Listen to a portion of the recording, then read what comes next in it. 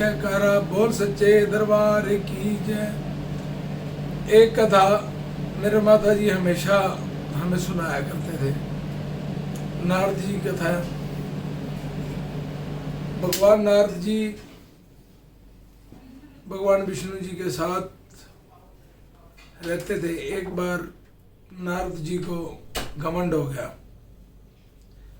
कि मेरे से बड़ा भक्त तो कोई हो ही नहीं सकता, मेरे पर जितनी कृपा है और किसी के ऊपर हो नहीं सकती। तो भगवान जी ने सोचा मेरे भक्त को यदि अभिमान हो गया तो ये अच्छा नहीं है, इनको अच्छे रास्ते पे हमें एक बार तो लाना चाहिए। तो भगवान जी और नारद जी इकट्ठे चल पड़े, चलते रहे, एक बियाबान जंगल में चले गए। जब वो जंगल में गए तो भगवान जी ने कहा, नारद जी मुझे बहुत प्यास लगी और प्यास के कारण मेरा गला सूखता चला जा रहा है, कहीं से पानी की व्यवस्था करो। नारद जी ने झट से कहा, मैं अभी जल लेके आता हूँ। नारद जी ने पेड़ पे वीणा टांगी और पास में गांव की ओर चल दिए। भगवान जी ने माया को इशारा किया नारद जी को रास्ते पे लाने के लिए। कुछ न कुछ ऐसी अजब लीला करी जाए जिससे नारद का मोह, इस तरीके का घमंड जो अहंकार है वो भंग हो जाए। आगे गए, एक कुआं था, कुएं पे स्त्रियां लड़कियां पानी भर रही थी। एक बहुत सुंदर कन्या थी जो पानी लेकर जा रही थी। तो नारद जी को उसके ऊपर सम्मोहित हो गए, उसको देखते देखते उसके पीछे चल दिए। जब वो अपने घर गई तो दरवाजे के बाहर नारद जी खड़े हैं, वो अपने घर चली गई। जो उस मकान का मालिक था वो दरवाजे पर निकल कर आया, देखा नारद जी खड़े हैं, सत्कार करके उन्होंने अंदर बिठाया, पाँव धोए, पोंछे, जल पिलाया और आने का कारण पूछा। नारद जी ने कहा, मुझे आपकी कन्या के साथ शादी करनी है। तो उन्होंने कहा, हमारे अहोभाग्य महात्मा, यदि मेरी बेटी आपके अर्धांगिनी बन के रहे तो इससे बड़ी खुशी की बात क्या होगी। उन्होंने नारद जी की शादी उस लड़की के साथ कर दी।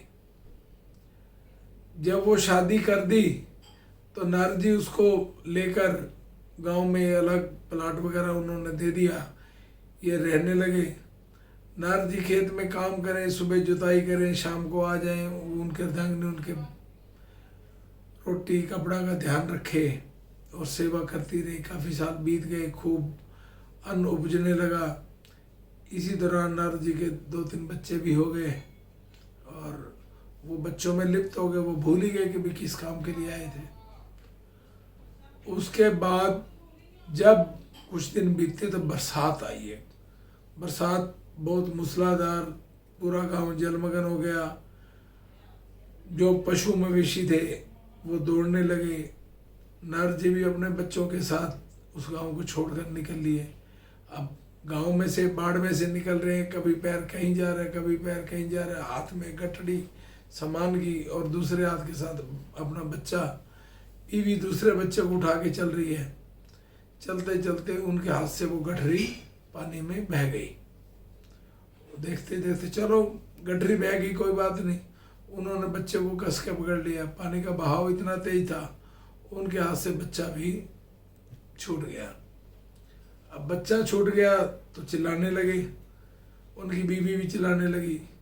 देखते ही देखते उस बीवी के हाथ में जो बच्चा था वो भी छूट गया।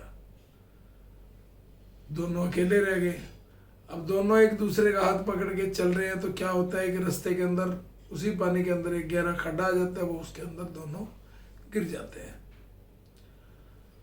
जिस तरह किसी तरह नारद जी तो उस पानी में से निकल आए और उनकी बीवी उनके हाथ से छूट गई। अब वो रोते पछताते बाहर आ जाते हैं। अब पछताते रोते भगवान की याद आती है उनको। जब उनको भगवान की याद आई तो उनको ध्यान आया, नारद जी आप तो पानी लेने आए थे और भगवान जी तो आपके पानी की प्रतीक्षा कर रहे होंगे, सारा खेल तो माया का था। तब वो नारद जी भगवान जी के पास पहुंचते हैं। भगवान जी ने कहा, नारद जी बहुत देर लगा दी, मुझे तो बहुत प्यास लगी हुई थी। अब नारद जी को अपनी अंतर्ग्लानि हुई और शर्मिंदा भी हुए, तो उन्होंने क्या किया, भगवान जी के चरणों में गिर गए। तो भगवान जी ने कहा नहीं, अभी गए थे आप और अभी आ भी गए आप। और उनकी आंखों से अश्रुधारा बह निकली। उनको आभास हुआ कि भी ये तो भगवान जी ने मेरे को रास्ते पे लाने के लिए ये सारा कर्तव्य किया था। तो भगवान जी ने उनको रास्ते पे लाए और उसके बाद नारद जी का घमंड चूर हो गया। ये कथा यही सिखाती है हमें कि कभी भी भगवान के सेवक बनना है तो बड़ी निर्मल बुद्धि के साथ बने और उनके चरणों के अंदर सेवा में इतने रज हो जाएं कि हमें अपने आप की भी सुध ना रहे। जय श्री राम।